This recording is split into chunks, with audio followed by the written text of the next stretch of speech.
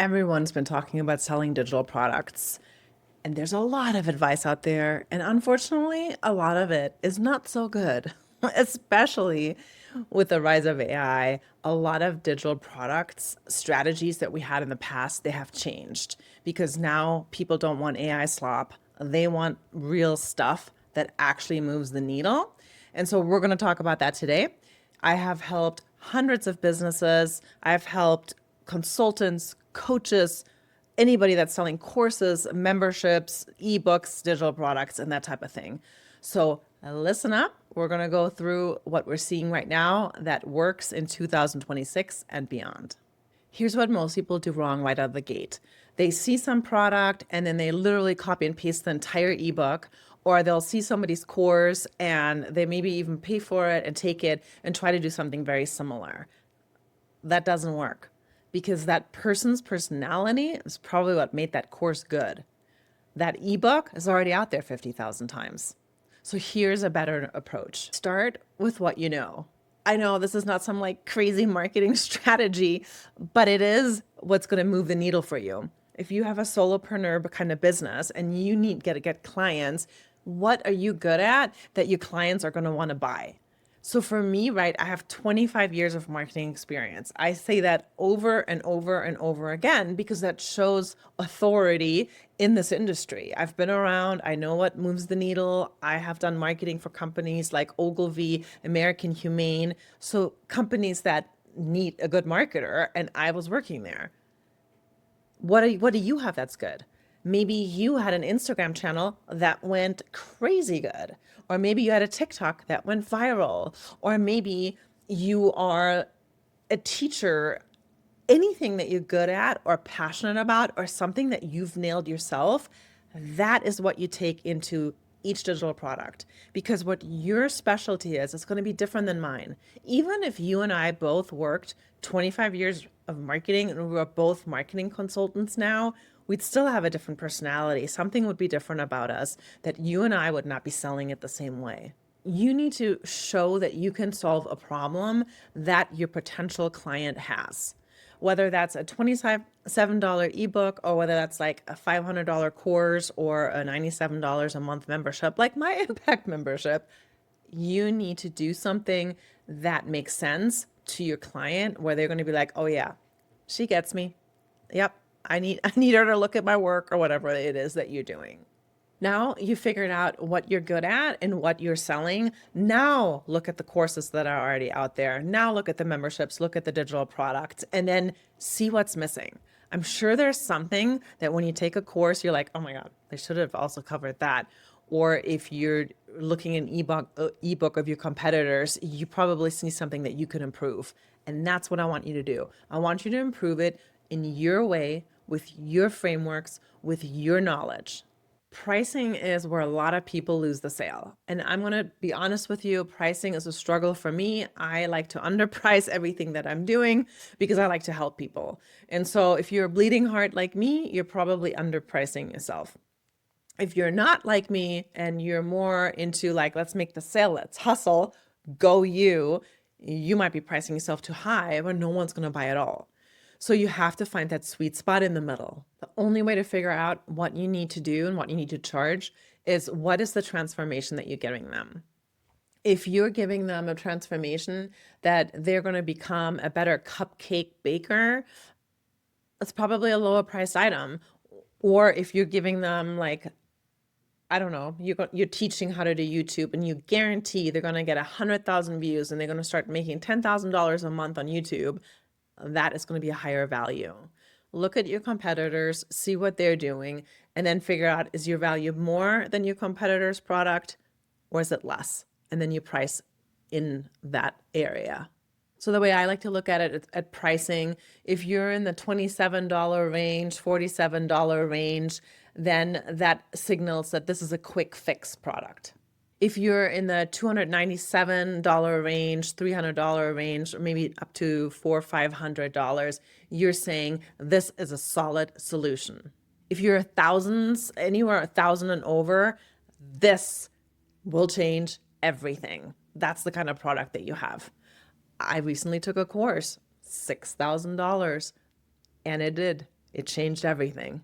Make sure you match your price to the transformation that you deliver. And remember, you are worth whatever you're asking for. All right, let's get to the building part. This is something that a lot of us consultants differ on, and that's okay. There's different ways to do this. Some people say sell it, and then when people want to buy it, then you build it. This is very stressful because let's say you're selling it, and then you have like 10, 30 people that want to buy it, and then you got to like hustle and build it, and it's very stressful. If you don't like that kind of stress, don't do that. If you like that, go for it. This is the best way to do it. I don't like to do that. It stresses me out. I've done it before though. Then you have create the course or create the digital product, create the membership, and just do the very first part of it, or do like a very scaled down solution. This is what I actually prefer because then I don't have to do the, oh my God, hustle, hustle. I can actually have something ready. And then if nobody buys, I can still do something with this. I can turn it into a YouTube video. I can turn it into a lead magnet. If people buy, then I actually make it better. And so this is where I like to live. It's just a little bit safer and that less of a stress, like, oh my God, I got to make something real fast. But this one is actually the better one. Building it is something that is actually fun. And so if you have more time, you can have more, that's great. If you don't have more time, then you got to do it fast, but then you can make it better later and you can optimize it. The one thing I do not want you to please do not do is be a perfectionist, work on a product for a year and a half, and then you sell it and nobody wants it. Especially your first products, you just got to throw them in the market to see if anybody wants anything. So you got to like actually just test it out sometimes. So a lot of times, if I want to do like a big course or I want to sell something, I actually do a small lead magnet first and then sell that to see if people are interested. For example, I love websites. I love how to make websites better. I love helping people build their brand. But a lot of people don't really need that. They don't want that, or it's for free online. So they don't really buy that. So I could have spent a lot of time making this giant course because it's like my passion. I don't know why I love websites so much. I update mine way too much, but I do. And I could have spent literally 6 months in making this perfect course and nobody would have bought it. So instead, I made a mini course and it's a great course. People have bought it, but not as many as I want. So I knew like, okay, this is not a course I make big. Same thing with lead generation magnets I've done. I have done some that I'm like, okay, this would be a good course, and then see if people are interested. And then if they buy, they buy. So I did that I have a AI visibility course that just shows you how to get your brand to show up in AI searches like ChatGPT. And I created a lead magnet and people were all over it. They were asking me all kinds of questions on LinkedIn about it. And I was like, oh, okay, I've got to make a course out of this. So I made a course and I sold it to people. So use it as a test. Now let's talk about the marketing part. Yay, marketing. Most people skip this part. Do not skip this part. If you can't market it, you're not going to sell it. Go where your people are at. So let's look at who is on Etsy and Pinterest. Well, it's a lot of crafters. It's a lot of creative people. Who is on LinkedIn? It's a lot of professionals. It's people like CEOs, that type of thing. People looking for jobs. Who's on Facebook? It tends to skew a little older. It tends to skew more female.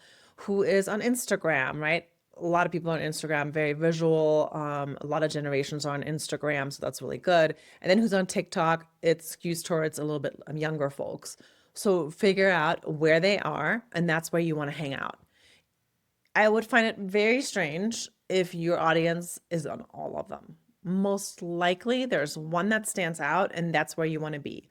And then you go on there, but you don't just sell. That's crazy, right? You want to make sure that you give value, that you're having conversations with people, and then you sell.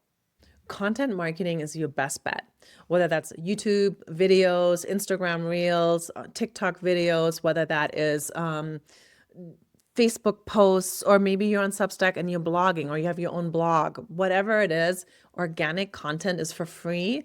And so you just talk about what you're talking, what you help, what you solve, and you just keep talking about it, and then occasionally drop what you're selling.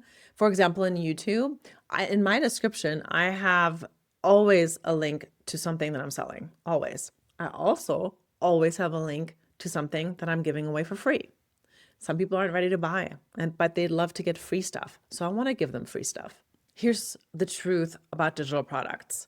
You got to do a lot to see what works and what doesn't. Unfortunately, that's the name of the game. Your first, second, and third product might completely flop, but your fifth one might totally take off. So that's why you got to reiterate and keep doing, keep doing. And that's why your first product is not your perfect and final product. It's just to get out there to see if people are interested. And then you optimize and then you make it better. A good way to test is by doing organic marketing, right? If you have a YouTube channel, you can literally do a YouTube channel. Let's say you're a baker. You can do a playlist for cookies, a playlist for cupcakes, a playlist for pies. And then you see that only the cupcakes is taking off and the other stuff no one's doing. Well, then you create a cupcake membership. So just get stuff out there, do the content marketing, start testing, and then you can get clients. A good next video for you to check out is my video that talks about content, like the content that repels customers and content that actually makes customers want to buy from you. So check that out. And then if you like this video and it was helpful at all, please give it a like, give it a comment. I'd love to hear from you. And don't forget to hit subscribe. See you in the next video.